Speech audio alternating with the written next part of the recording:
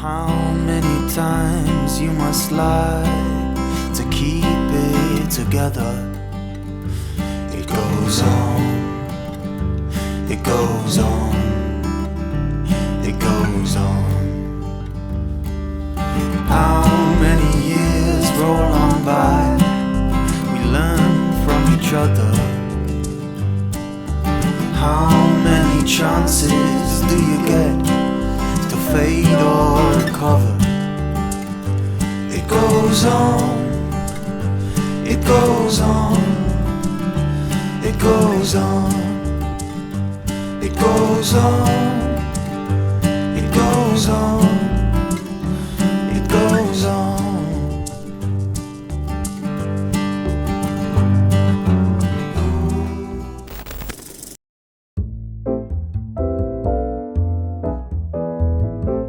Guys, currently in Kuala Lumpur, Malaysia right now. I'm here just visiting the country, visiting the city, and so far I'm just not disappointed. Let me give you a tour of my room. So this is pretty much center city. I haven't done too much exploring yet. I got in a few days ago, but I've just been going to work. I actually rented out a co-working space for the month.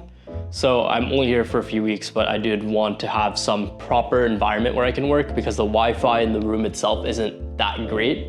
But you can see we have like a nice city skyline view. It looks a lot better in the night.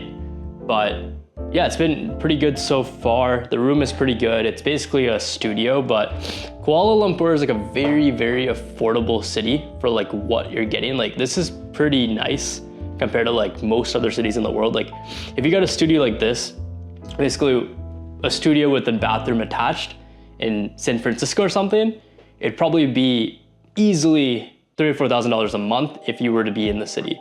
So far it's been very affordable. Food's been amazing. Yeah, this one complaint is the Wi-Fi, but it's not a big deal. I just got a co-working space. But today it's Saturday and we're gonna go through, I signed up for a brunch. So we're gonna go through a brunch and then we're also going to go to a street food tour and we're taking you guys with me. So first things first, let's go get a coffee and then we'll go to the gym.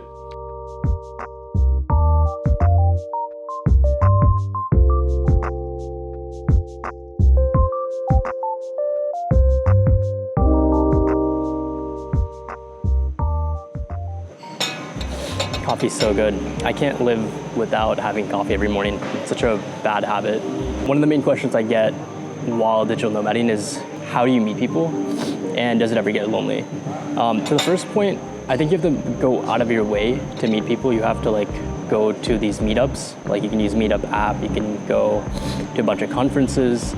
If you have like some mutual friends in the area, you can use that as well. I'm not gonna lie, when you first get there, you're like very jet lagged and you don't have that energy to like meet people, but it gets easier like the more experience that you get. My favorite way is to use an app called Meetup.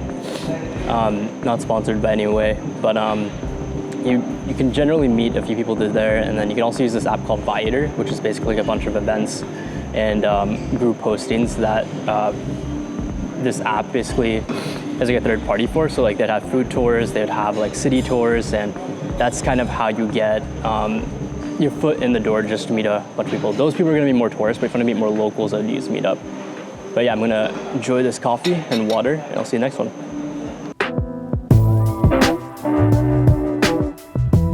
So guys, I just got here. I'm trying to look for the actual place now. We're going for a brunch that I found on Meetup. Yeah, I mean, this seems like a pretty cool like outdoor mall.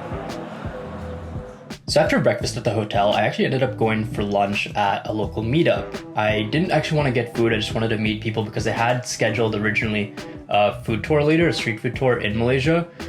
So I was going to go there, just meet people, not order anything, but I was wrong because it eventually just started thunderstorming extremely hard. And I asked the person next to me, hey, why is it thunderstorming? The weather app said it wasn't supposed to. And she was like, that's just how Malaysia is. Your first mistake is just trusting the weather app. The rain and the thunderstorms are a bit spontaneous here. But after this, we ended up going to get coffee and I was able to conduct a few interviews. All right, guys, I'm with Nadia here. She's a local to Malaysia, and she's gonna give us a bit of insight of how it's like to actually work in Malaysia and the job market. And she currently works at a fintech company. So I'm gonna let her introduce herself. So yeah, I'm Nadia. My parents are Indonesian. So basically we're a migrant from Indonesia. We moved to Malaysia. I was born in Malaysia, studied in Malaysia, and my background is actually legal. I was a practicing lawyer for quite a while. Then I joined a company, a fintech startup in Malaysia, based in KL. And what I do is basically we advise. My position is to advise the fintech, my bosses on money business related. Basically, what we do best is we help the underserved to send money outside the country, and by involving a group of geniuses, I would say, brilliant people.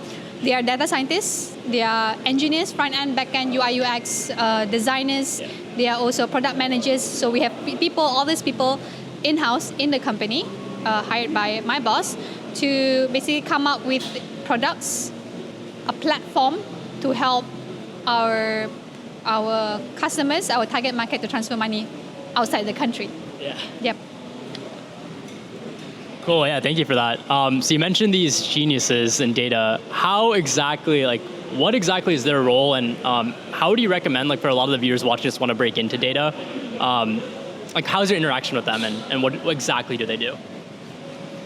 From legal perspective, I mean, from legal, we don't really interact with them because I come in as an advisor, but because in startup, the structure of the company is legal is part under finance. So what I can see is that how they interact with my colleague in finance. So how we collaborate together, how data and other engineers work together is that engineers, they come up with the whole platform. Right? They come up with the whole platform, and then after that, when there is transaction going on, and we have a lot of like data, personal data. It can be personal data. It can be numbers. It can be analytics. Lots of things. So these, our data team will process all the information and help the company to come up with a better vision on, like, okay, which group that we have yet to target, and which demand is higher, which demand is lower, and then from there also come up with a better solutions to serve our customer better. At the same time, also to serve the company better, whereby they come up with something with better platforms, improve the current platforms, and some other area as well. In all this, in fintech specifically, data play a major role. They help in a lot of things. Like, for example, in finance, right? For a startup like us, we are going towards scale up soon. And our transaction volume is a lot. Without data, with a lot of volume of transaction happens on monthly basis, it's too much data, and you can't track it on Excel. It doesn't work anymore, right? So that's how data plays a major role to basically extract everything, process all data, and basically make the company more profitable, because everything has been streamlined for everybody. Yeah. Cool, thank you for that. So that's actually a really good point. A lot of people think that going into data just means Excel work, but like that's not the case, because companies have such large amounts of data that simply an Excel spreadsheet can't hold it, and you have to also like manipulate with like SQL, Python, or whatever tools. So I think it's great how you like mentioned and you accentuated on that point that that's not enough to like properly go into the field. And I think you also touched on the point like why we have data analysts, and that's to make businesses make better data-driven decisions rather than just. I genuinely think if you don't use data, you're just guessing. It's not really like actually making a good decision. Yeah. Cool. So could you speak more about your experience in Malaysia and how it's like working? I'm sure a lot of the audience may want to move here one day, and maybe just how it's like to work here, what you like and what you don't like about it. Yeah. Okay. So talking about working in Malaysia, I think. It is well known that we have a digital nomad program going on, right? After COVID, I believe that lots of companies have regulated their working style, where they allow work from home, for example. So that's how you don't have to be in the office. All you have to do is just bring your laptop, work everywhere you want, and that's the way to go, right? And also in Malaysia, recently the government has come up with a new initiative whereby you don't have to be in office all the time. Yeah. So you can work from home as well. So I think Malaysia is one of those countries who's actually developing, accepting the new norm, which is working from home. You don't have to be in office.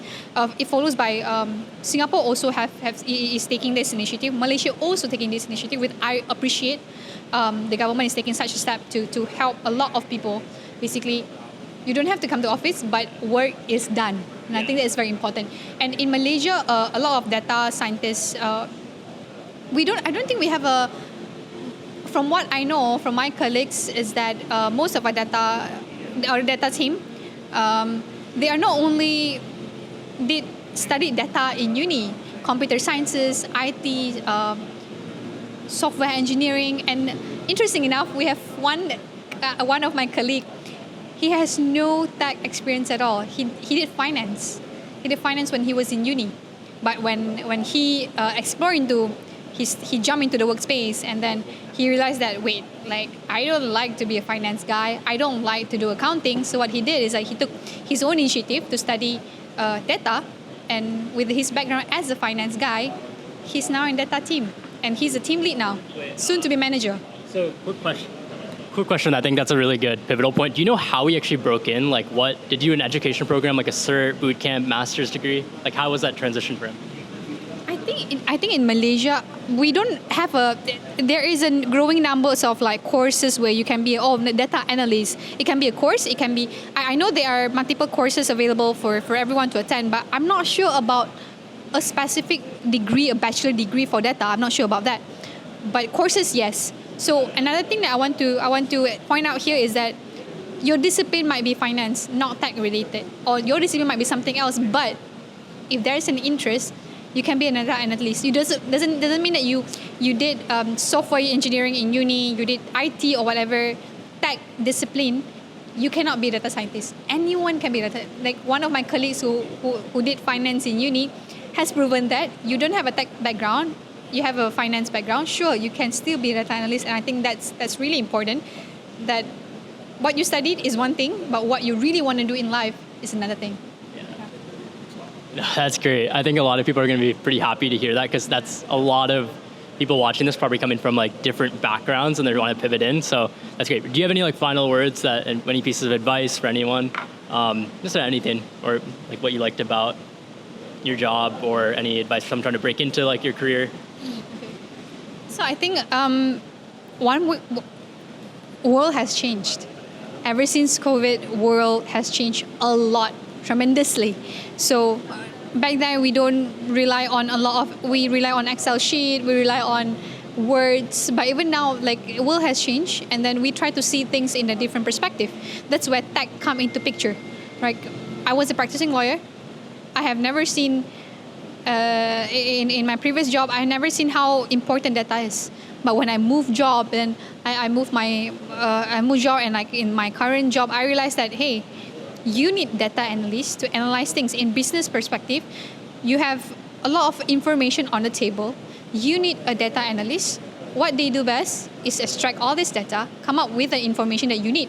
Because if you, as a person who advises the company, if I don't have a data analyst, I don't have something that data extracted and based on their expertise come up with a certain level of data reporting, I don't think our business, like any businesses, will move so fast. And I think in the current world, tech is something that you should venture into. And when there's tech, there's data.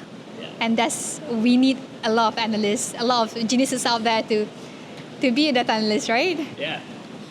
Yeah, no, thank you for that. Yeah, there's like this huge notion in the data community thinking like, oh, AI is going to replace us in the next 5 years. That's just simply not the case. AI will make you like more productive, and it will also, but there's still going to be a large demand for people in data, right? Like the Bureau of Labor in the US predicts data scientists and analysts, the jobs are going to increase by, I think, 30% from year 2022 to 2032. So yeah, thank you for that.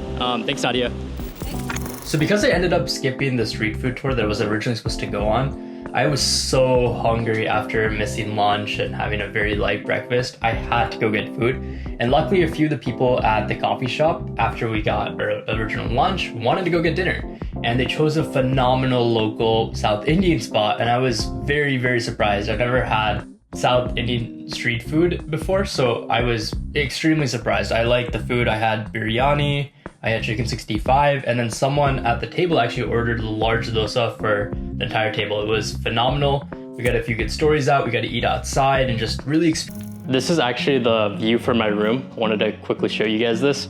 So what you're seeing here is that like the large tower in the middle, that's basically the twin towers you see oftentimes when you think of Malaysia. We're just staring at this angle where like the other tower's on the other side of it.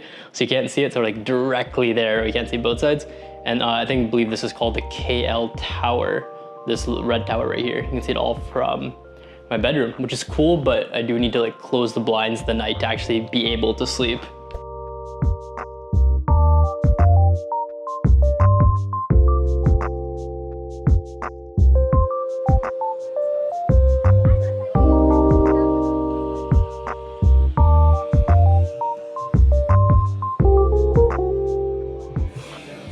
So this is pretty much the entire city skyline.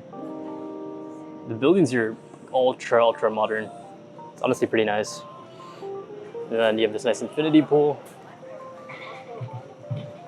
There's the tower.